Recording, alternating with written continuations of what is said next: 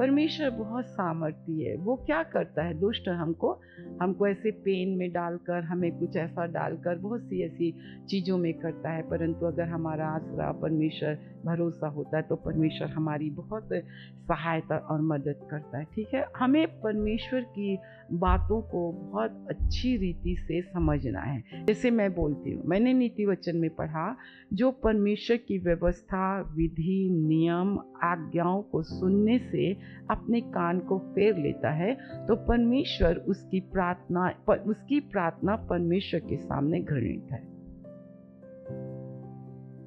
हम प्रार्थना करते, लंबी लंबी प्रार्थना करते, तीनों पहर प्रार्थना करते, उपवास की प्रार्थना करते, रो के प्रार्थना करते, चीख के प्रार्थना करते, चिल्ला के प्रार्थना करते, तुम प्रार्थना करते, परंतु आपको प्रार्थना, फिर हम शिकायत करते हैं, हबक्कूक के समान हमारी सुनता नहीं है, दुष्ट हमारे सामने फल फूल रहा है, उसको मिल गया, हमको नहीं मिला, हमको नहीं मिला, उसको मिल गया, हम भी तो इसी चर्च में, वो भी इसी चर्च में, उनके पास ये है, हमारे पास ऐसा नहीं है, ये नहीं है, वो। हमारा जो देखना है ना वो बहुत गलत है। हम क्या सोचते हैं कि घर है, गाड़ी है, घोड़ा है, ये है, वो है, तो इनकी आशीष। ये प्रभु ने मुझे सिखाया। पर जाके देखो, चैन है, शांति है, आराम है, मेल और मिलाप है, आपस में खाना खाते हैं, मिलके रहते हैं, प्यार से रहते हैं, वो आशीष थोड़ी ना। आशीष तो वहां है जहां मिलनता है, जहां मेल है, जो एक दूसरे के लिए है, एक दूसरे को समझते। ये मनुष्य का दृष्टिकोण है, परंतु परमेश्वर के दृष्टिकोण से हमें देखना है कि सुख है, चैन है, आराम है, परंतु सब कुछ होके भी हमको सुख नहीं है, चैन नहीं, आराम नहीं है, जल रहे हैं, कुड़ रहे हैं, ये सब कुछ कर रहे हैं, कोई वो नहीं, हमारे चेहरे से हमें दिखाई ही नहीं देता है। तो जो मेरे अंदर है वही ऊपर आएगा। इस बात को तो विश्वास करते हो ना? तो अपने प्रभु से यही कहो, मेरी दृष्टिकोण को तू क्या कर दे, बदल दे। आपकी सोच को बदलना है, और आपकी सोच कौन बदल सकती है? बाइबल। आपको कोई नहीं बदल सकता, आपकी सोच ना बाइबल बदल सकती है। तो मुझे क्या है कि अगर मैं प्रार्थना कर रही हूँ और मेरी प्रार्थना का जवाब नहीं आ रहा है, तो पहले अपने आप को मुझे चेक करना पड़ेगा, क्योंकि मैंने आज सुना कि जो व्यवस्था को सुनने से, व्यवस्था लॉ है, कानून है, एक कानून है, व्यवस्था कुछ नहीं है, कानून है। जो व्यवस्था विवरण की पुस्तक, न्याय व्यवस्था की पुस्तक, निर्गमन की पुस्तक में आपको पूरा मिलेगा, नैतिक व्यवहार, जिसको मॉरल नेचर जो कहते हैं। जैसे भजन संहिता 50 में मैंने पढ़ा, धन्यवाद का बलिदान चढ़ाने वाला परमेश्वर की महिमा करता है। धन्यवाद तूने प्रार्थना सुन ली, धन्यवाद तूने चंगाई दे दी, धन्यवाद तूने नौकरी दे दी, धन्यवाद तूने ये कर दिया, धन्यवाद तू अच्छा कर रहा है। पर नीचे भी दाऊद कहता है, परंतु जो अपना चरित्र उत्तम रखता है, तो परमेश्वर उसको उसके उद्धार के कार्य में बढ़ाता है। अब मैं गरीब थी, मेरे पास 50 रुपए आ गया, रोज का 50 रुपए आ गया, रोज का 50 रुपए आ गया, परमेश्वर का धन्यवाद। कल तक मेरे पास 10 रुपए नहीं रहता था, आज मेरे पास 50 रुपए आया। 50 रुपए से मैं क्या करूँगी, क्या करूँगी, ये था। तो उस 50 रुपए की आशीष में अगर मुझे उसको 100 रुपए बनाना है, तो मेरे को अपने चरित्र को उत्तम रखना है। अब उसको मुझे क्या करना पड़ेगा? उस पैसे से मैं ऐसी कोई चीज ना लाऊं जो मेरी आत्मा को क्या करता है, खराब करता है। परमेश्वर हमें पूरा आनंद देना चाहता है, पर परमेश्वर हमको उन बातों से अलग रखता है जो हमारी आत्मा को खराब कर देती है। ठीक है, अगर मैं एक्सप्लेन करने जाऊंगी तो बहुत हो जाएगा, पर आइए हम इस चीज को करें। ये दान के विषय में देखो, दान के विषय में क्या 6:1 से पढ़ेंगे। सावधान रहो, हाँ, बी अलर्ट। देखो ये जो शब्द है ना, बी अलर्ट, जिस किसी भी लिखा कत्तों से सावधान रहो, ये वो चीजें हैं। दान के विषय में एक लॉ है। आज हम कंगालीपन से क्यों नहीं छूट पा रहे हैं? देखो लॉ है, सावधान रहो। तो मनुष्य को दिखाने के लिए अपने धर्म के काम ना करो। देखो, मनुष्य को दिखाने के लिए धर्म के काम मत करो। समझ रहे हो ना? एक लॉ है, एक लॉ है। यदि तुम इस लॉ के अनुसार, एक कानून है, सड़क के कानून है, स्कूल के कानून है, हॉस्पिटल के कानून है, हर के कानून है। तो भैया ये कानून आया कहाँ से? इसे जब तू करे तो लिखा है दिखाने के लिए अपने धर्म के काम ना करो, नहीं तो अपने स्वर्गीय पिता से कुछ भी फल ना कुछ पाओगे। नहीं पाओगे। आप दान देने का क्या वो है? दूसरा वचन, इसलिए जब तू दान करे तो अपने आगे तुर तो ही ही मत ना बचा। हाँ जैसे कपटी सभाओं और गलियों में करते हैं, हाँ ताकि लोग उनकी बड़ाई करें। हाँ। मैं तुमसे सच कहता हूँ कि वे अपना प्रतिफल अब जब पा चुके हैं। मनुष्य ही तुम्हारी बड़ाई कर दिया, अरे देखो बुआ तो नहीं देखती, कोई बात नहीं, तुम इतना करती हो फिर भी तुमको डांट पड़ती रहती है, कोई बात नहीं, हम है ना, हमें भी पड़ी, हम दोनों ना 2 चिड़िया मिल गए, फिर तीसरी चिड़िया मिल गई। अरे अगर तुम खुदा की सेवा करते ना तो आज लंगड़ा के नहीं चलते, तुमको डबल तुमको मिलता। समझ रहे हो? तुम्हार को परमेश्वर तुमको बड़ाई मार दी, वाह क्या करते, हाँ पास्टर का, ओ फलाना घराना बहुत अच्छा है, फलाना घराना इतना अच्छा है, देखो इतनी है, तो भैया अच्छा सब, और जिसका नाम हम नहीं ले रहे हैं तो लोग उसी के पीछे हैं, परंतु वो तो मनुष्य की बड़ाई ले लिए। पर तुम सब स्वर्गीय पिता के सामने जाओगे ना, एक लॉ है, ये दान का लॉ है। उपवास का देखो चला वचन, जब तुम उपवास करो तो कपटियों के समान तुम्हारे मुंह पर उदासी ना छाई रहे, हाँ? क्योंकि वे अपना मुंह बनाए रहते हैं। तो देखो एक कपटी लोगों, मैं नहीं बोल रही, बाइबल बोल रही। हाँ धीरे से बोलेंगे, पूरा पति भी जान जाएगा, सब जान जाएंगे, ये हो जाएंगे हो जाएंगे। इतना बेचारे 2 घंटे आधा घंटा सुबह का ब्रेकफास्ट छोड़ देते हैं, 3 बजे तक तो काम नहीं बोलना, खाने से पहले काम मत बोलना, और खाने के बाद तो बोलना ही नहीं। ये बाइबल है, ये लॉ है। मतलब ऐसा कि हम अपने प्रभु के लिए हैं तो मुरझाए जा रहे हैं।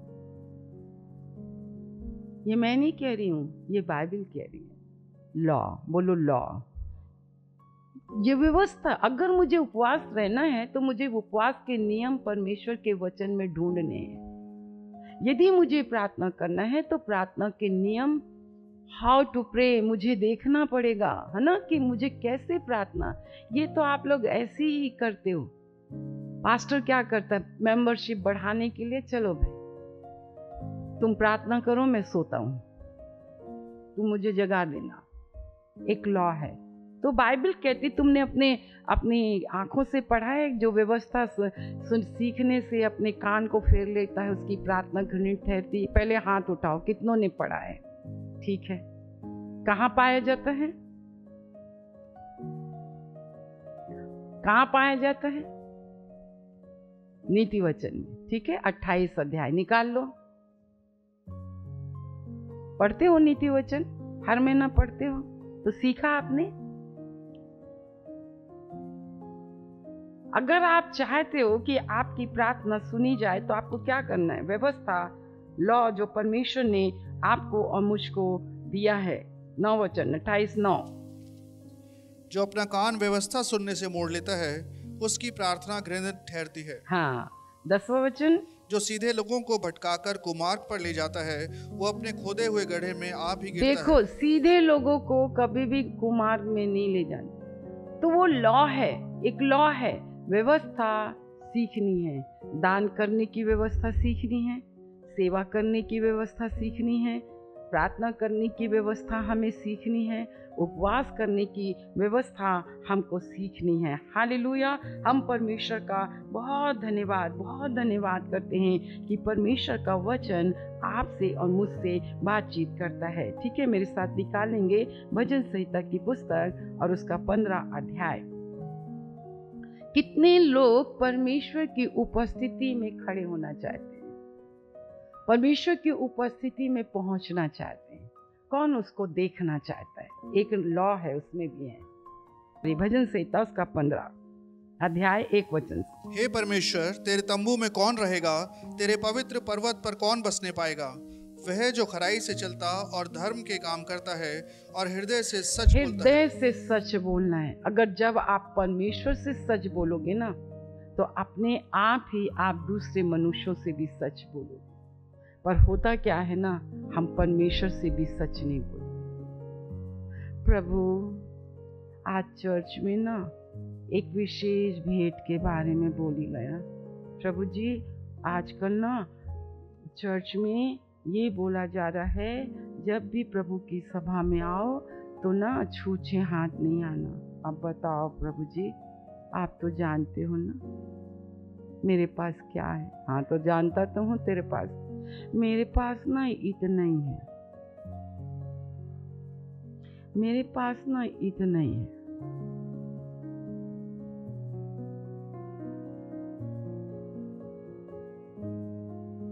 तू तो जानता है ना प्रभु। हाँ बेटी मैं जानता हूँ, इतना घर का काम है, मैं सुबह उठ ही नहीं।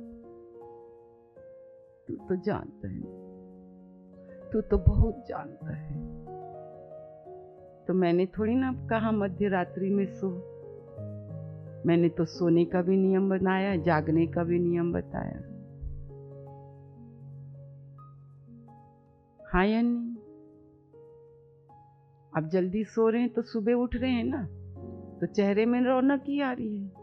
अब 12-12, 1-1 बजे तक सो गए तो अच्छा देर से सोते और जल्दी तो बदन बहुत दर्द होता नहीं होता? तो बदन दर्द, यीशु पापा बदन का दर्द मैं क्यों दूर करूंगा, और बटर गश्ती करो।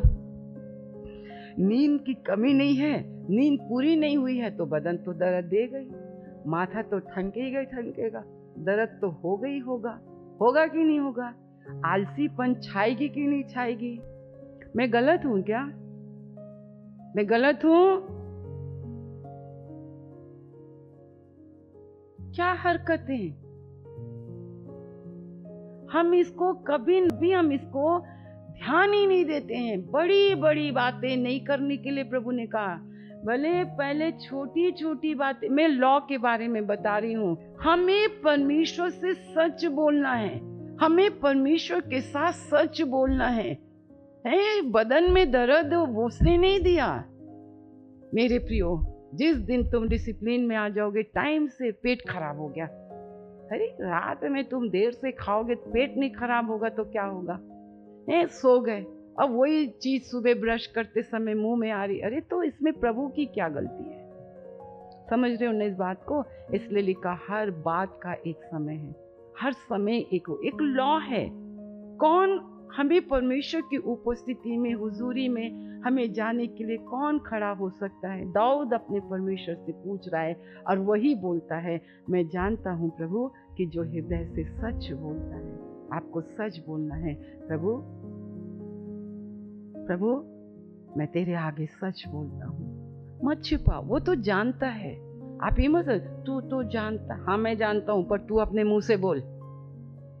तू कपटी है, तू दिखावा करती है, तू दूसरों को दिखाने के लिए करती है, तू ऐसे करती है, तू ऐसे करती है, तू बोल तू बोल तू बोल।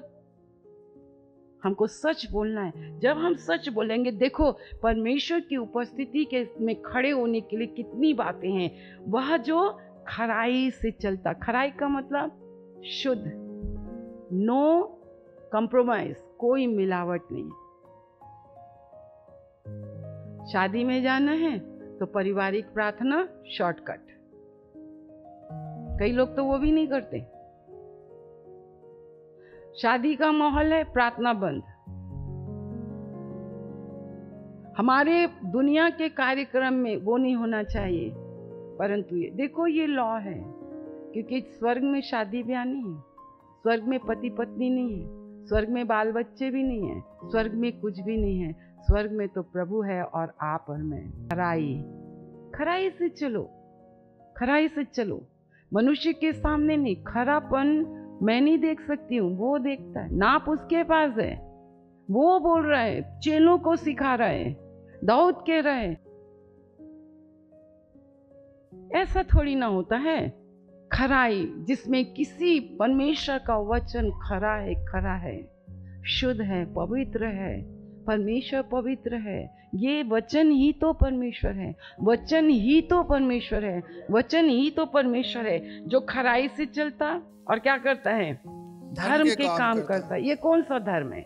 ये जो कुआं खुदवाना, कंबल बांटना, है ना, गर्मियों में लोगों को पानी पिलाना, धर्म के काम जो इस वचन को पढ़कर, अरे प्रभु आप तो कहते हैं कि कपटी के समान सभा में आराधनालय में नहीं, जब तू प्रार्थना करे तो सचमुच में गुप्त में जा, तेरा पिता जो गुप्त में देखता है वो तुझे प्रतिफल देगा। प्रभु जी मैं आज से सचमुच में तेरा वचन पर विश्वास करके मैं विश्वास के साथ काम करूंगी, मैं विश्वास से प्रार्थना करूंगी। धर्म के काम, प्रार्थना करना, प्रभु के साथ संगति करना, प्रभु के साथ सब सहभागी तो होना, परमेश्वर के साथ एक होना, प्रार्थना नॉट अ डिमांड पर with a fellowship with God. परमेश्वर कपटियों का परमेश्वर नहीं है, लिखा जिसका हृदय निष्कपट होता है परमेश्वर उसकी सहायता में अपनी सामर्थ को दिखाता है। Thank you Lord, thank you Lord. इस तेल और जल को छू लीजिए, यीशु के नाम से यीशु का लहू बन जाए, यीशु के नाम से यीशु का लहू बन जाए, यीशु मसीह नासरी के नाम से यीशु का लहू बन जाए, यीशु मसीह नासरी के नाम से यीशु का लहू बन जाए। आपके वचन की सामर्थ, पवित्र आत्मा की सामर्थ के द्वारा प्रभु वो खुदावंद ये तेल छू लीजिए। जो कोई बंधुआई में है, पाप की और शैतान की, निर्धनता की, रोग और बीमारी, यीशु के नाम से यीशु के लहू से नष्ट हो मेरे प्रभु, नष्ट हो जाए और उन्हें बाहर निकालिए प्रभु, उन्हें बाहर निकालिए मेरे परमेश्वर पिता, ताकि वो आपको जाने पहचाने, उनका जीवन आपके हाथों के द्वारा संवारा जाए, एक एक के ऊपर आपका हाथ पाया जाए। एक एक को छू लीजिए, जो कोई विश्वास से पिए लगाए वो चंगा हो जाए मेरे परमेश्वर। अगर अड़ोसी पड़ोसी कोई बीमार हो मेरे परमेश्वर जब उन्हें दें वो भी चंगा हो जाए। हालेलुया। लोगों को परमेश्वर बाहर निकालिए अंधकार की शक्तियों से और लोग आपकी शरण में आए और परमेश्वर आशीषित हो और मेरे प्रभु परमेश्वर पिता उनके जीवन में आपका राज्य स्थापित हो। आपने सुना है, धन्यवाद यीशु के नाम से, आमीन।